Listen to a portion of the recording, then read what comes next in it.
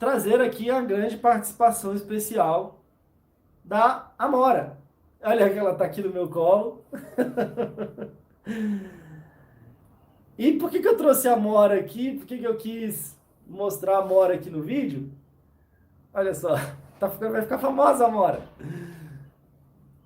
É porque vamos pensar aqui que se de repente a Amora, eu desço com a Amora aqui, ela vai passear na rua e vamos supor que a Amora pega uma pulga, ou pega alguma doença, um carrapato, uma pulga.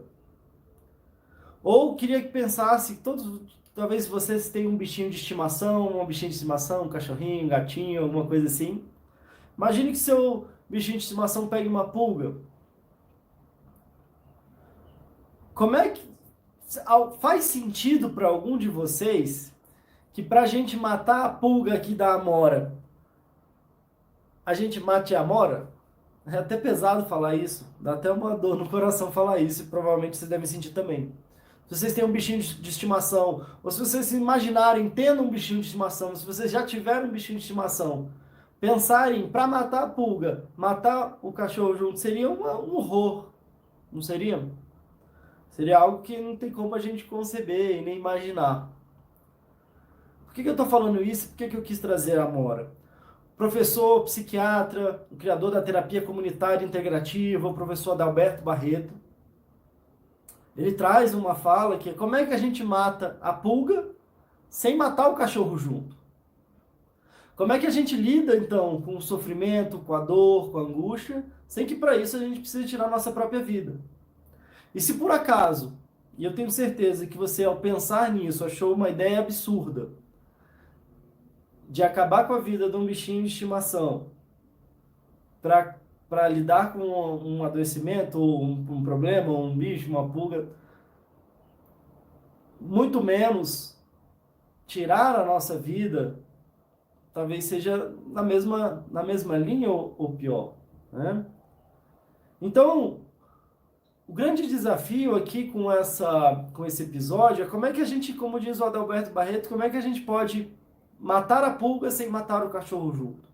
E o que eu quero dizer para você é que existe possibilidade.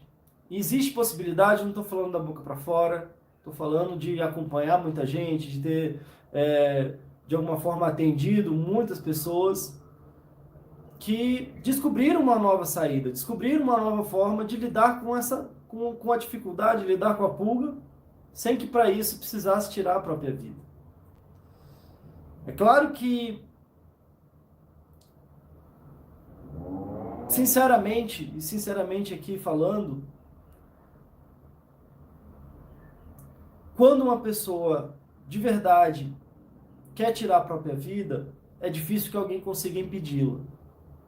Mas eu também acredito que seria, e normalmente é, um desperdício de um potencial, de uma possibilidade de vida, de uma possibilidade de transformação. Até porque eu acredito que muitas das nossas dores e das nossas crises e dos piores momentos que a gente passou na nossa vida, seja lá atrás na nossa infância, seja as decepções e as dores e as coisas complicadas que acontecem na nossa vida, elas também têm um potencial muito grande de transformação. Dependendo de como é que a gente utiliza, e é isso que eu gosto muito de fazer no meu trabalho, que é a gente pode usar as nossas maiores dores, a gente pode usar as nossas maiores dificuldades como um grande trampolim para a gente dar um salto de qualidade na nossa vida. Às vezes fica fácil a gente imaginar, se a gente for olhar para trás da nossa história e for pensar, nossa, qual que foi a maior dificuldade que eu passei e eu já consegui superar?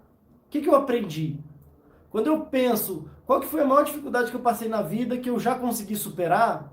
Fica fácil da gente pensar em, nossa, mas eu aprendi isso, eu cresci com isso, eu amadureci dessa forma, eu desenvolvi uma sensibilidade desse jeito, daquele jeito. Ou seja, eu tirei um crescimento a partir das minhas maiores dores. Mas quando a gente está no momento, no olho do furacão, passando por uma situação muito difícil, muito complicada, é difícil que a gente veja algo de positivo nela. Então, também é o intuito aqui da nossa conversa de hoje, te falar e te certificar que é muito possível mesmo transformar talvez esse momento de maior dor num momento de maior crescimento, num momento de maior aprendizado, encontrando nas nossas crises as oportunidades que existem ali, só que normalmente elas existem de uma forma muito escondida, de uma forma quase que secreta, e a gente precisa mudar o nosso olhar para poder investigar, para poder olhar, para poder acreditar que é possível, não só, e é isso que eu normalmente, seja nos meus cursos ou nos meus atendimentos, gosto de falar muito para as pessoas. A ideia aqui não é que você volte a como é que você era antes de ter esse problema, de ter essa crise. Porque se você só voltar e ficar igual como era antes, às vezes pode ser um alívio imediato, mas aquele jeito que você era antes provavelmente foi aquilo que te ajudou a desencadear aquele processo complicado de agora. Esse processo complicado de agora.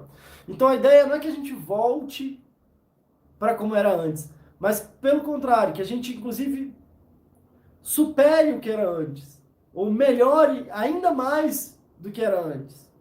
E de novo, não estou falando aqui da boca para fora, cansei de ouvir pessoas falando, nossa, aquela crise que eu passei, seja uma crise interna, de um adoecimento interno, de uma crise muito pesada, com transtornos relacionados à ansiedade, ou processos depressivos, ou processos complicados internos e processos complicados externos, uma crise muito grande, às vezes seja uma separação, às vezes um desemprego, às vezes uma demissão, uma perda muito sofrida, às vezes rejeições seguidas na vida, decepções seguidas na vida.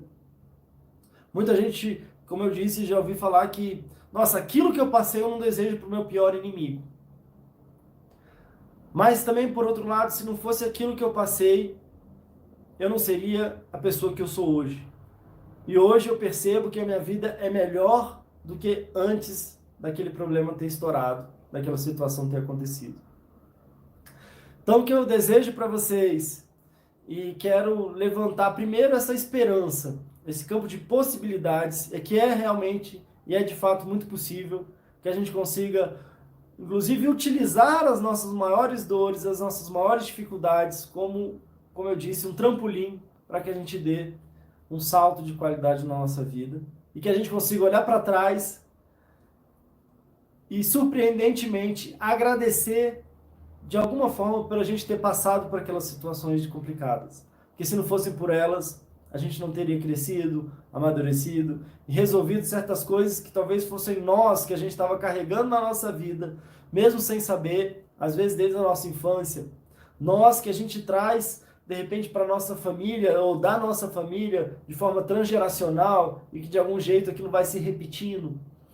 E quando a gente, de repente, chega num momento complicado e difícil, a gente tem um momento de uma encruzilhada ali, de seguir para um lado ou para o outro, e se a gente segue para o caminho da superação, a gente consegue romper padrões de sofrimento e padrões dolorosos que a gente nem sabia que a gente carregava.